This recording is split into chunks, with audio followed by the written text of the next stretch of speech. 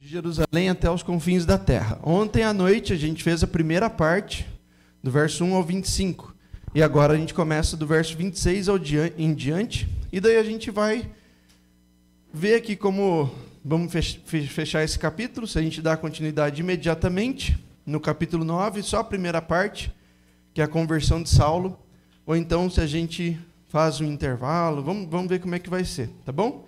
Crianças, novamente vão ter dois desenhos ali. O desenho de um mapa e depois o desenho daqueles personagens. Tá bom? Filipe com o eunuco, com o alto oficial etíope. Vai aparecer ali. Se vocês tiverem dificuldade de enxergar daqui, eu sugiro que vocês tomem lugar naquele espaço ali, tá bom? Que dá de frente com a projeção. Tá? Pensem aí. Para fazer um desenho, alguma coisa assim. Ontem só a Nicole me mostrou o desenho. Queria ver o desenho de todo mundo, mas tudo bem, né? Não é sempre que a gente tem o que a gente quer. Não é assim a vida? Então, vamos lá para o versículo 26. Nós vamos do 26 ao 40. É uma jornada longa, mas peço a atenção de vocês, a dedicação aí para prestar atenção e procurar anotar o máximo possível. Eu farei como ontem, né? O slide vai trazer os pontos principais e uma coisa ou outra você pode ir agregando aí enquanto ouvir essa exposição, essa palestra, né? Dessa manhã, tá bom? A gente está dentro desse tema, então, de Jerusalém até os confins da terra. E a leitura que eu quero fazer com vocês, ela... Que slide é esse? Tem número aí? 6 ou 7, então, por favor. Isso, é isso mesmo. Então, a gente vê ali, ó, Samaria, lá para cima, Jerusalém aqui para baixo, Gaza ali para a esquerda, e Azoto, que vai ser citado no verso 40, à direita.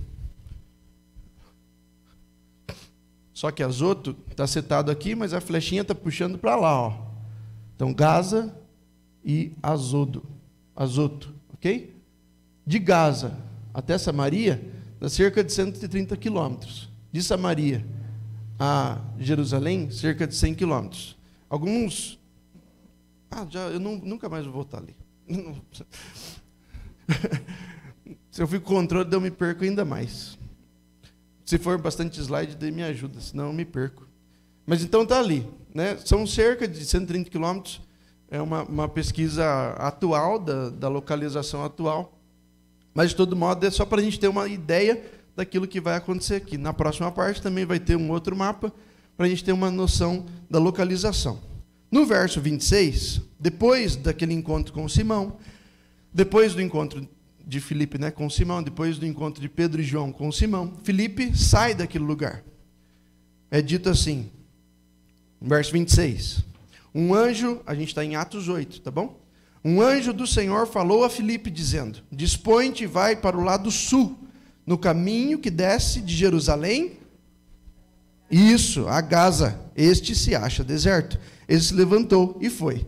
Então, ele sai do território da Samaria e ele aparentemente... não vou lá, para evitar o controle. Ele aparentemente faz um caminho para Jerusalém e então vai até Gaza, conforme a ordem do anjo para ele. Alguns vão dizer que esse caminho seria mais seguro, só que outros vão comentar que é só a direção de Jerusalém. Então, uma curiosidade só para ele compreender o território de Gaza. Nós entendemos que ele sabia, os judeus conheciam bem a sua região, sabia bem para onde é, mas o detalhe do texto traz para a gente essa informação, que o anjo chegou para Filipe e disse, vá para o sul, saia de onde eu mesmo te conduzi por causa da perseguição, e agora direcionando Filipe, que era um diácono, vá para o sul. O diácono Filipe, então, retorna ao centro do relato agora, como a gente estava vendo até anteriormente, ontem, ativamente na evangelização de um estrangeiro nessa parte. Assim, a gente percebe logo no início que se na primeira parte, por causa da perseguição, ele foi para Samaria, na região norte, agora é conduzido por um anjo que diz, vá para o sul, para a estrada deserta que desce de Jerusalém a Gaza. Alguns vão dizer que essa terminologia até do texto citado aqui diz para ele viajar sempre ao meio-dia, que era um período da viagem, um período do dia que ninguém viajava, como se fosse para guardar a vida de Filipe. Mas é uma curiosidade que a gente pode atribuir ou não a essa citação. Só que se realmente acontece, a gente percebe como o anjo está, inclusive, protegendo Filipe de qualquer mal, talvez por causa das suas vestes, seu jeito de falar, nós não sabemos bem, mas isso acontece, é uma curiosidade. A distância percorrida na primeira saída de Jerusalém para Samaria é cerca de 100 quilômetros de distância. Pela ordem do anjo, de Samaria a Gaza é por volta de 130. Além disso, como a gente leu, a primeira viagem diz respeito a uma conversão em massa, devido à dispersão dos cristãos e à ação de Deus entre os samaritanos, tudo isso a gente viu ontem, que tinham contato com os livros de Moisés, mas não tinham contato com grande parte da revelação e até mesmo da experiência que os judeus tiveram na região sul. No entanto, foram alcançados por Deus. Tinha muito sincretismo, muito paganismo naquela região, eles eram vistos como impuros, por isso indignos, mas a perseguição conduz Filipe para lá e ele tem êxito na evangelização daquele povo. A segunda viagem tratará da história de uma única conversão, de alguém que tinha acesso a um breve trecho, talvez só um capítulo do profeta Isaías. Esses dois relatos estão ligados pela presença de Filipe, o diácono pregador da palavra, mas também pela atenção dada a não-judeus, a estrangeiros, e por isso impuros, indignos. Essa é a perspectiva do relato de um judeu num livro falando sobre Jesus. Ele está escrevendo para a conversão de outros judeus, especialmente, direcionando a Teófilo, mas muitas outras pessoas vieram a ler isso. E isso é curiosíssimo. Saber que o Evangelho de Cristo está sendo anunciado para além de Jerusalém é curiosíssimo, mas também é estranho. Chama a atenção do leitor. Próximo slide, a gente já vai ficar nele daí. Crianças, temos ali Filipe se aproximando. O quê? Ah, não, depois você completa, não tem problema.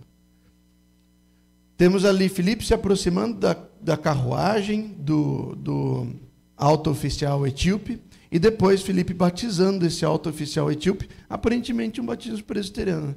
Está ali no rio, mas trouxe a aguinha aqui, ó, e despejou na cabeça dele. Etíope e o leitor de Isaías. Desculpa, etíope e o leitor de Isaías. Primeiro vá para o sul, finalidade foi de obedecer ao Senhor, depois versos 27 e 28. Alguém pode fazer a leitura para mim, por favor?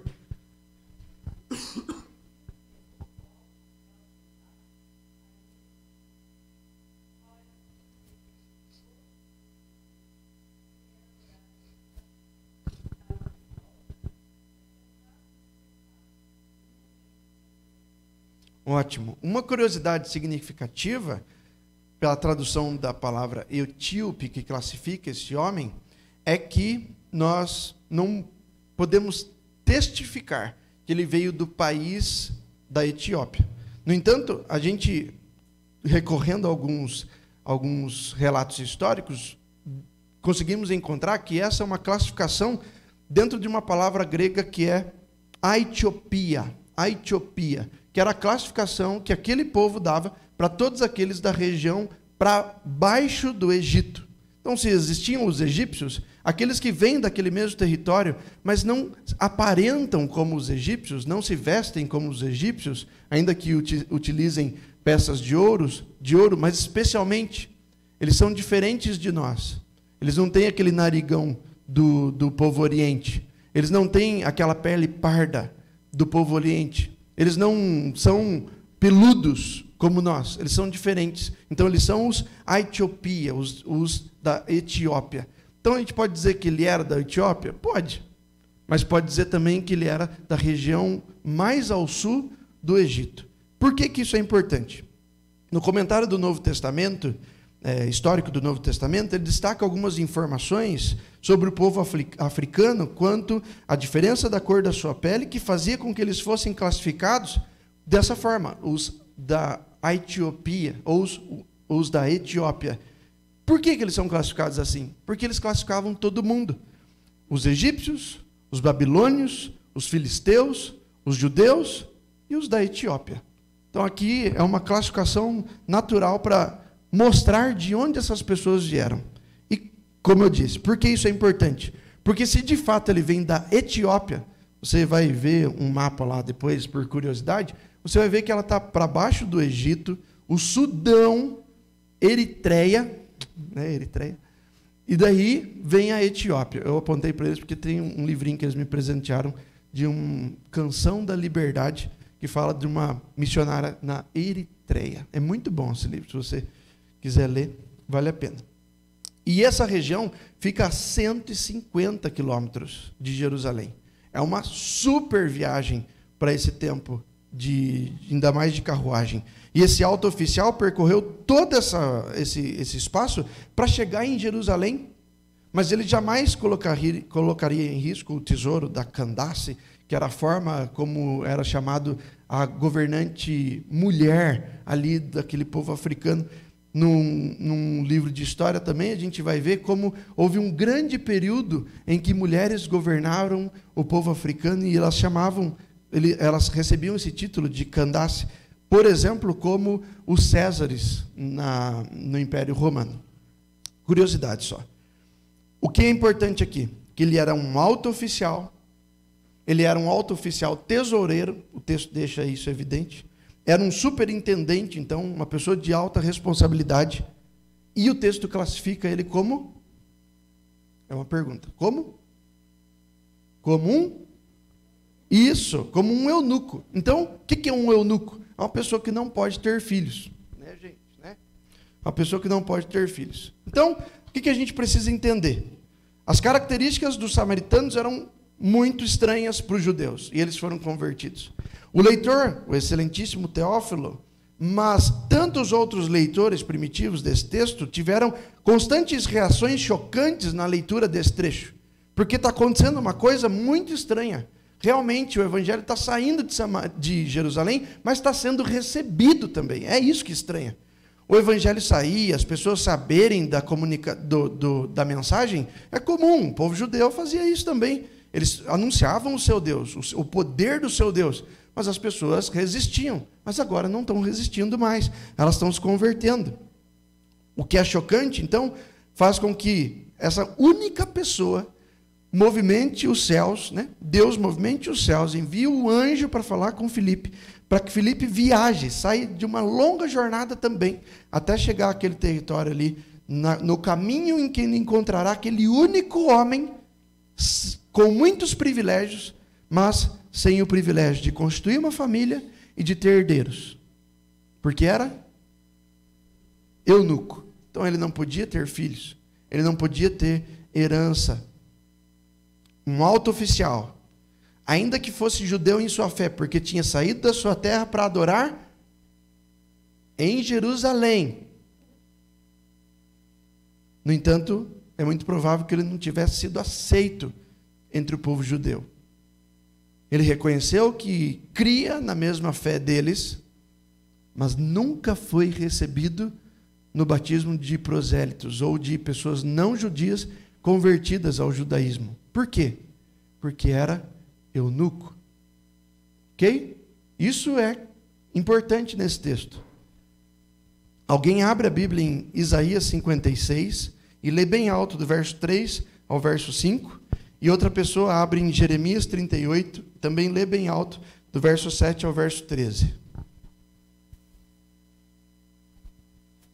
Amanda está fazendo graça lá atrás, está me distraindo. Alguém faz alguma coisa, por favor. Então, o que eu estou dizendo, esse alto oficial, ele tem uma fé que é a semelhança da fé dos judeus, e ele sai da sua terra, faz uma longa viagem para adorar. No entanto, Deus pode receber pessoas estrangeiras, eunucas. Abre em Isaías 56, 3 a 5, lê bem alto.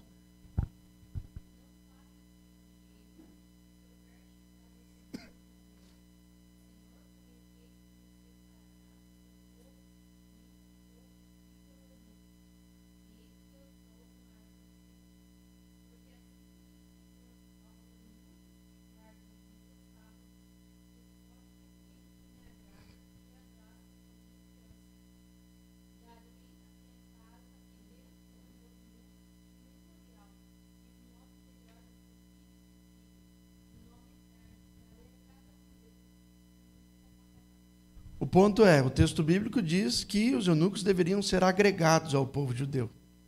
E esse foi agregado, certo? Isso não é algo específico na aliança firmada em Cristo. É uma aliança diferente.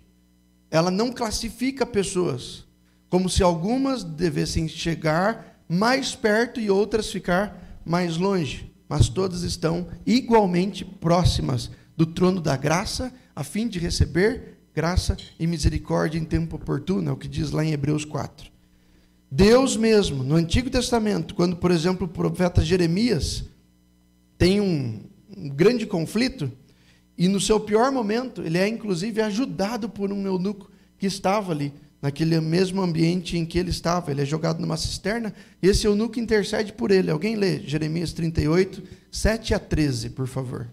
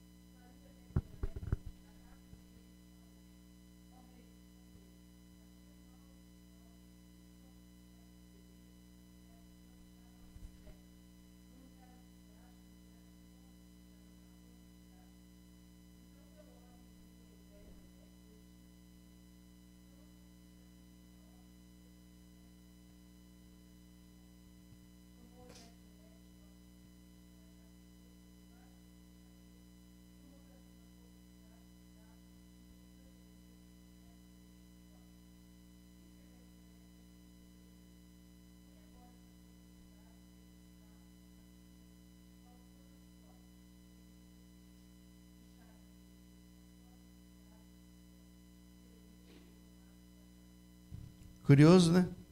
Viu, Jeremias? Para você não se machucar, estou enviando também uns panos aí, coloca aí debaixo do seu braço assim, eu vou te puxar daí. E ele sai de lá. Ontem foi falado do alpinismo, do rapel, do elevador.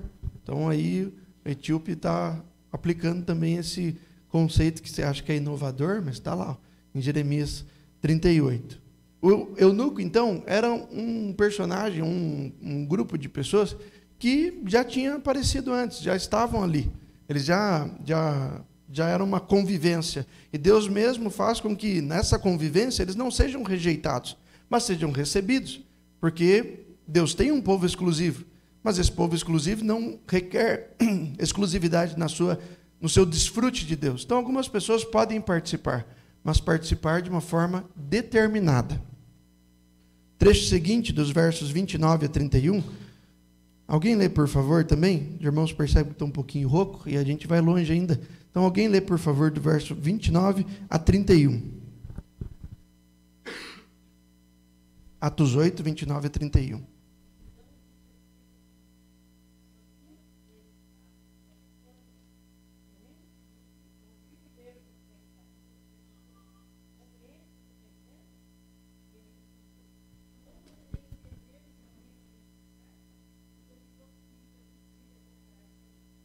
Ótimo. Até aí. Filipe, um evangelista, mas um obediente evangelista. É uma pessoa que obedece, chega ali e ouve do Senhor mais uma vez. Vai até ele. Se ele vê um alto oficial etíope passando, talvez até se escondesse ou até nem ligasse. Mas o anjo do Senhor diz, vai até ele. Nesse tempo, o ato de leitura era em voz alta. Não tinha essa ideia de ler com a mente, sabe? Ler com os olhos. As pessoas liam em voz alta. E aparentemente é o que o eunuco está fazendo, esse alto oficial está fazendo. Interromper a sua leitura também era um problema. Ainda mais ele sendo um alto oficial. Ele podia rejeitar Filipe, mandar os seus servos baterem em Filipe. Não sei, porque ele está ali concentrado, tendo um tempo a sós consigo mesmo, ou meditando diante de um texto que ele confia. Ele acabou de vir de Jerusalém para adorar, ele está cheio de vontade de viver dessa forma, ele andou uma peregrinação longa para chegar lá, está voltando, e tudo isso a gente precisa levar em consideração, porque o texto leva em consideração que todas essas coisas estão acontecendo, e elas limitam a atitude de Filipe. Por isso que está sendo descrito aqui, que ele está lendo o texto. E ser interrompido era um problema. Mas, ao mesmo tempo, enquanto Filipe vai chegando perto, ele vai percebendo que ele está lendo e vai reconhecendo também o que o alto oficial está lendo. Então, não é possível que Filipe tivesse bem apresentável, que se aproximasse dessa carruagem real, sem ser notado ou até mesmo rejeitado.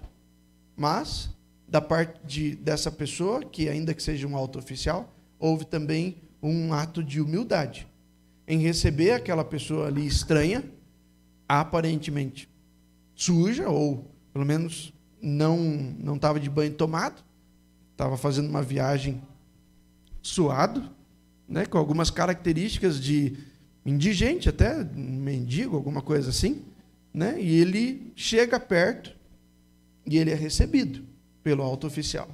Nisso a gente já aparenta nesse homem uma característica que a gente vê como algo típico cristão, porque bem-aventurados os humildes de espírito, no sentido de pobres de espírito, que reconhecem a sua própria necessidade. E é exatamente isso que a gente vai ver ser demonstrado por esse homem a partir de agora.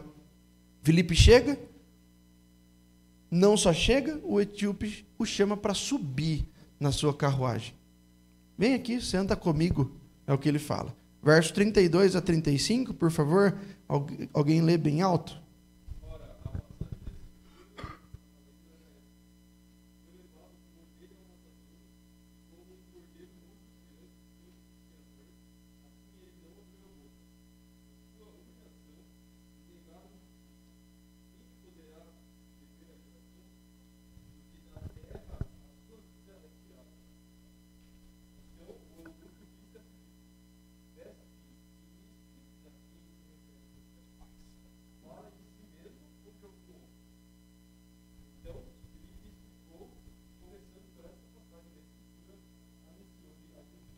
Esse é o ponto alto, o que nos interessa.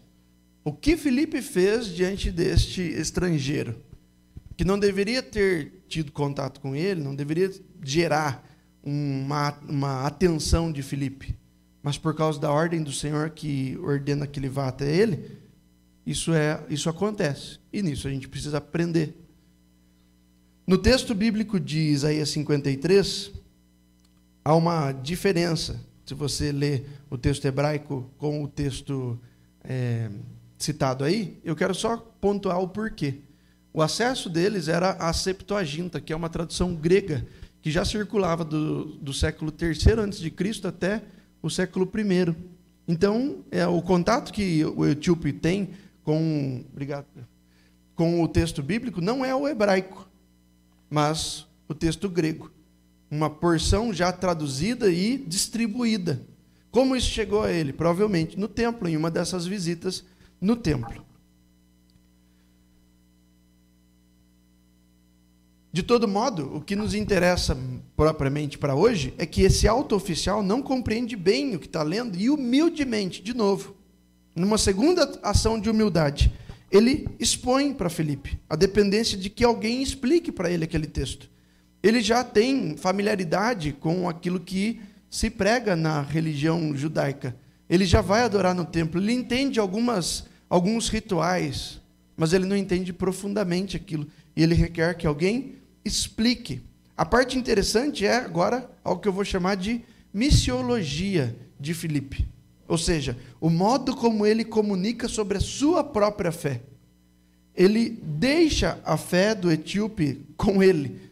E ele não vai explicar a fé do etíope para ele. Ele vai explicar a sua própria fé para o etíope, usando o texto bíblico que ele está lendo para alimentar a sua fé como base, como raiz da sua argumentação agora.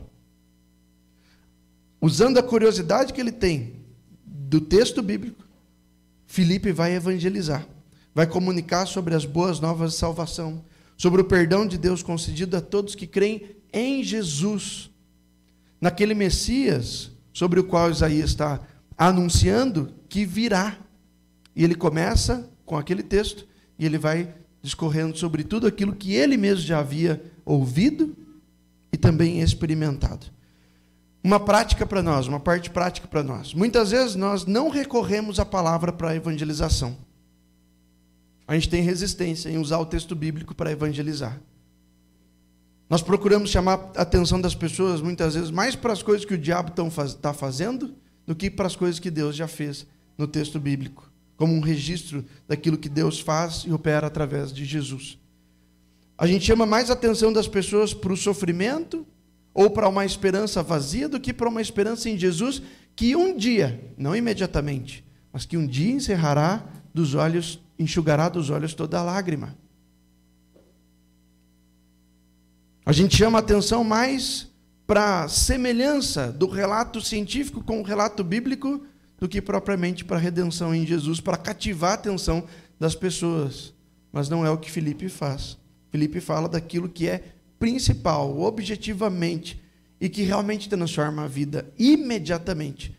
Fé em Cristo. Filipe, ou como Filipe, nós somos chamados a explicar a palavra e apresentar Jesus aos perdidos. Nós não podemos criar um coração novo neles, mas nós podemos anunciar a mensagem, que é a única fonte de vida, confiando que o mesmo Deus que conduziu esse alto oficial à fé também vai conduzir aqueles a quem nós falamos, ou viermos a falar. Se nós não crermos nisso, nós nunca vamos falar. Se nós olharmos para a pessoa e falar assim, nossa, mas ela tem a sua própria fé, eu não vou compartilhar da minha fé. Essa pessoa nunca vai chegar a crer no Evangelho, porque conforme Romanos 10 e até mesmo outros textos da palavra, a fé vem pelo ouvir, e ouvir a palavra de Deus, ouvir sobre Jesus. Se nós não falarmos, as pessoas não vão crer. Se você não falar, a pessoa que você tanto ama e quer que esteja na igreja, ela não virá. A menos que Deus retire um Filipe com mais de 100 quilômetros de distância e envie para essa pessoa ouvir da palavra do Evangelho, porque você se calou. Você tem o privilégio de comunicar a palavra. Faça isso com ousadia, mas faça com simplicidade, com humildade, com amor, com o desejo de converter a pessoa. Não para que ela siga a mesma fé que você, mas para que ela se renda a Cristo. Seguindo o texto, vamos ler mais uma vez. Alguém lê, por favor, dos versos 36 a 40?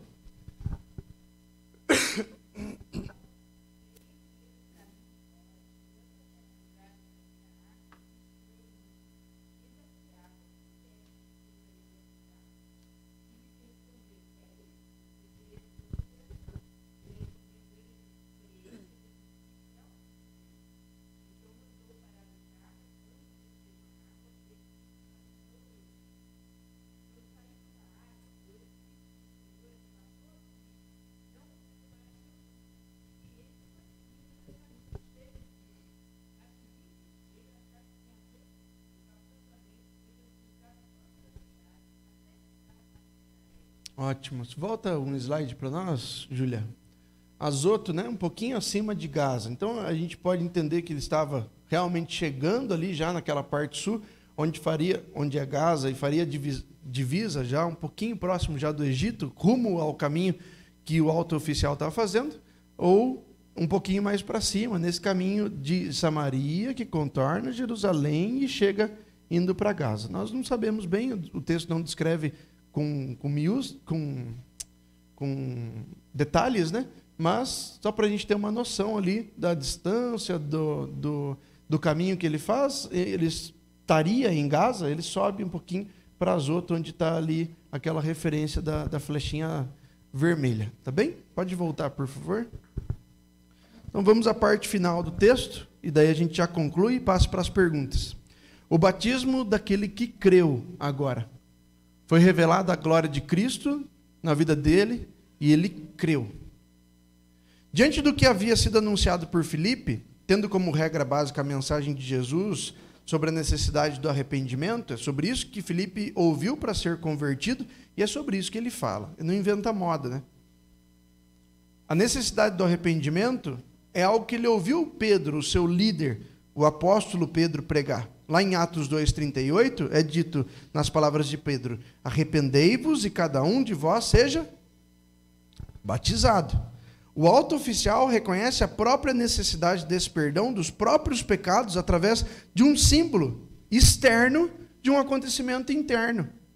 Ele ouve da mensagem, ele se arrepende dos seus pecados e ele então é conduzido a proclamar Jesus como seu Senhor e Salvador e é batizado. Isso demonstra então que externamente existe algo acontecendo que é resposta de um acontecimento já ocorrido no seu coração, operado pelo Santo Espírito, e isso acontece internamente. A fé que leva à declaração de que Jesus é o Cordeiro de Deus que tira o pecado do mundo. É o que Filipe compartilha, é o que o eunuco recebe. Assim, chega o momento de perguntas que todos precisamos fazer quando crê em Jesus. O que me impede de ser batizado? É o que o alto oficial pergunta. A princípio, o texto sugere que o alto oficial esperava uma objeção de Filipe. Viu, Filipe? Então eu creio, mas daí, sabe qual é a minha condição, né? Eu não posso. O que me impediria de ser batizado? Pode falar. Eu sei que eu sou um rejeitado. Eu sei que eu não sou aceito no seu grupo. Eu já conheço um grupo parecido com o seu. Eu já passei por todos os rituais lá e mesmo assim eu não fui recebido. Então, você está me dizendo essas coisas, isso está me compungindo o coração, eu respondo em arrependimento, mas e aí? E o tal do batismo, vem ou não vem? E talvez ele falasse assim para Filipe, já esperando, Filipe, depois disso tudo que você falou, eu agradeço, eu realmente agora creio em Cristo, mas o que eu quero mesmo é ser batizado. Tem alguma objeção? Alguns comentaristas vão sugerir que, embora no judaísmo também batizavam os prosélitos, né, pessoas que não eram judias e vinham ao judaísmo, de outra religiosidade, talvez este alto oficial já tivesse recebido uma negação por conta da sua condição de eunuco, conforme 2 textos, bem rapidinho, no Antigo Testamento. Alguém lê, por favor. Levítico 21. Quem lê Levítico 21? Ergue a mão, por favor. Levítico 21, Tchelinice. E quem lê Deuteronômio 23:1? Laila. Tia lê Levítico 21, 18 a 21. E Laila lê Deuteronômio 23:1.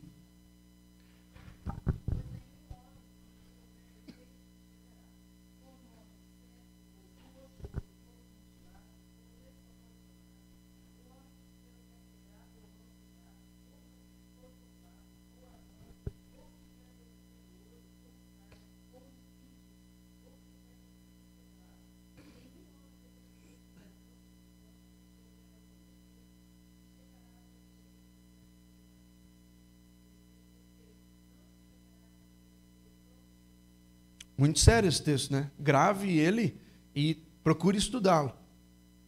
Lembre daquilo que aconteceu com Ananias e Safira, que num primeiro momento a gente olha e fala assim, não é possível que tinha que ser assim. Tudo na palavra tem uma explicação, e a explicação sempre dá glória a Deus, na sua santidade, pureza e verdade. Na continuidade, uma replicação da lei, né? Deuteronômio 23:1.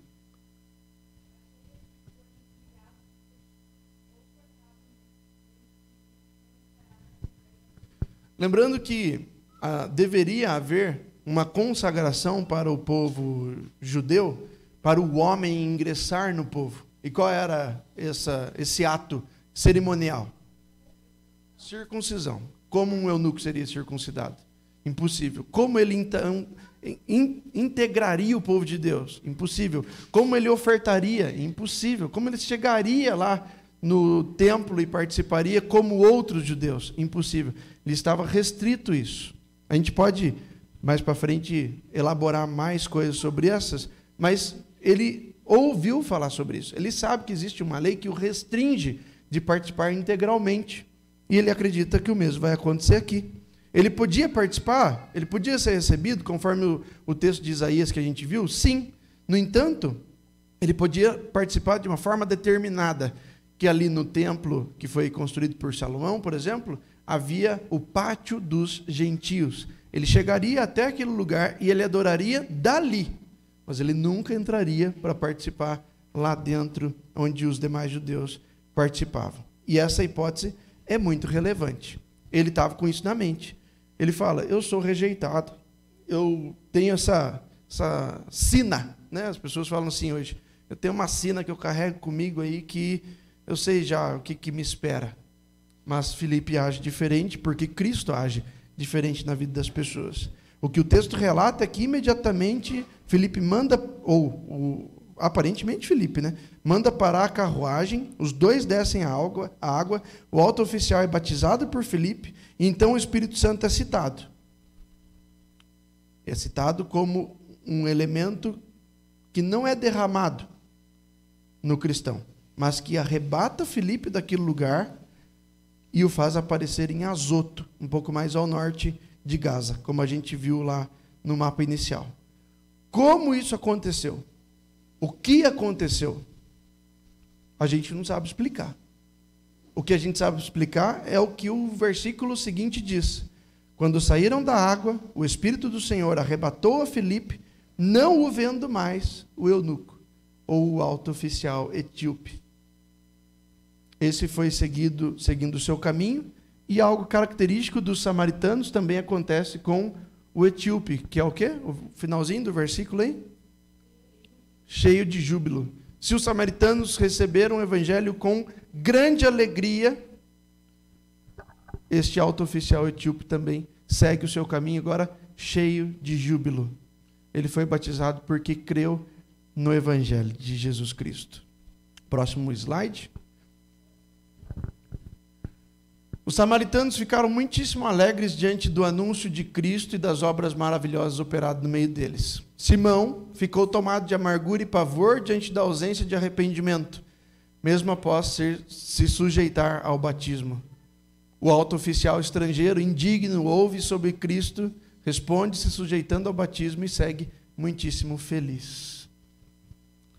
Se no trecho inicial a gente vê então os samaritanos cheios de grande alegria diante do anúncio de Cristo, das obras maravilhosas diante e no meio deles, Simão tomado de amargura e pavor diante de uma ausência do próprio arrependimento, apesar de ouvir a pregação, de sujeitar ao batismo, e a gente lê agora um estrangeiro novamente que ouve, mas responde positivamente, se arrependendo dos seus pecados, porque isso é o que é requerido pelos apóstolos, e é isso que Filipe também requer, porque senão ele não teria sido batizado. O problema é que é isso também que Simão fez. Simão disse, eu estou arrependido, eu creio em Jesus. E ele foi lá, confessou, se batizou, mas a gente viu ontem que não viveu dessa forma, não teve mudança na sua vida, e não há característica de grande júbilo, de alegria demonstrada por ele.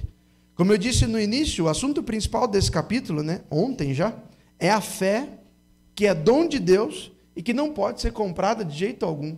Nós não podemos comprar a fé com dinheiro, com ofertas, nem com persuasão. Não podemos convencer a Deus que nos salve. Nós temos somente que nos sujeitar a Cristo. Sujeitar-se a Cristo, arrepender-se do seu pecado, dizer que Cristo é seu Senhor, isso mexe no coração de Deus. Por quê? Porque Ele mesmo dotou a cada um de nós com o dom da fé para reconhecer Cristo. Então, se você consegue ir a Cristo, arrependido dos seus pecados, confessando Cristo como Senhor e Salvador da sua vida, e nota transformação não só intelectual, mas também de posicionamento, saiba que Deus mesmo já te chamou. Deus mesmo já comunicou do Evangelho para você.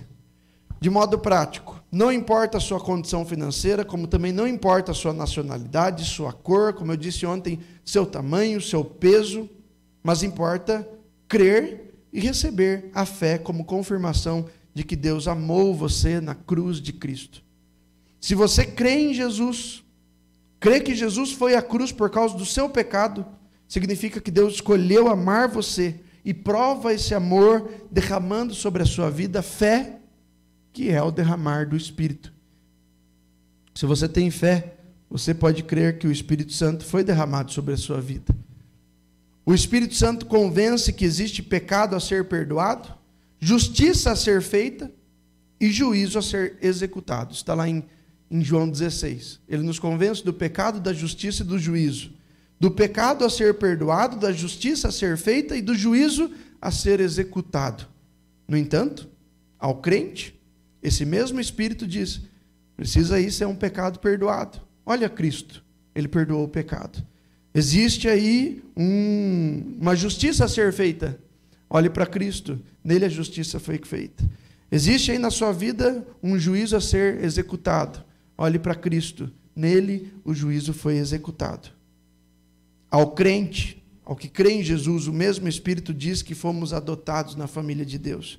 Somos irmãos mais novos de Jesus, que nos representa na cruz. Por isso, perdoa os nossos pecados. Recebemos a absolvição, porque Ele sofreu a justiça em nosso lugar. Somos libertos do juízo, porque Ele morreu em nosso lugar, no lugar de todo o que crê. Nós não só somos conhecidos por Deus, como também somos adotados da sua família, porque somos representados por Cristo, que foi à cruz por nós. Nós não recebemos a paga do nosso pecado, o juízo a ser executado, nem a justiça de Deus por causa da sua ira contra o pecado, mas recebemos a absolvição. O próximo slide final são as perguntas que nós temos realizado. As perguntas vão dizer o seguinte: que justificativas Filipe poderia ter inventado em vários pontos do capítulo 8 para não pregar o evangelho? Tanto da primeira parte, por causa da perseguição, quanto da segunda parte, a enorme distância do local onde ele foi enviado, né, e ele não rejeitou a obediência. O que ele teria perdido se houvesse desistido? Nós não vamos ler Isaías 52 nem a 53, mas sabemos do que se trata a respeito do sacrifício de Cristo. Como você usaria esses versículos para explicar o evangelho de Jesus Cristo a um não cristão que nunca foi exposto a doutrinas ou termos cristãos, a respeito da ira de Deus contra Cristo na cruz como pagamento pelo nosso pecado? Verso 3 é tentador, é uma citação do texto, né, no livro. É tentador querer demonstrações sobrenaturais de poder. No entanto, Deus tem prazer em usar sua palavra escrita para converter os perdidos e expandir seu reino. E a pergunta: por que essa é uma boa notícia para nós?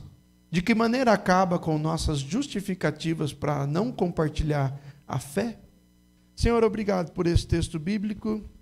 Obrigado pelas instruções, pela participação dos irmãos, por reconhecermos, Deus, tantas falhas em nosso procedimento, mas também pelo desejo de mudarmos, pelo desejo de nos alinharmos à Tua palavra e não alinharmos ela à nossa vontade, mas sempre colocarmos a Tua palavra como central na nossa vida, procurarmos gradativamente, até mesmo lentamente, aprender de Ti, porque nós sabemos que quanto mais a gente se aprimora no conhecimento da Tua palavra, mais ela estará na nossa mente, no nosso coração, e mais naturalmente o próprio Espírito Santo que habita em nós nos conduzirá pela palavra na evangelização, no consolo, na exortação das pessoas.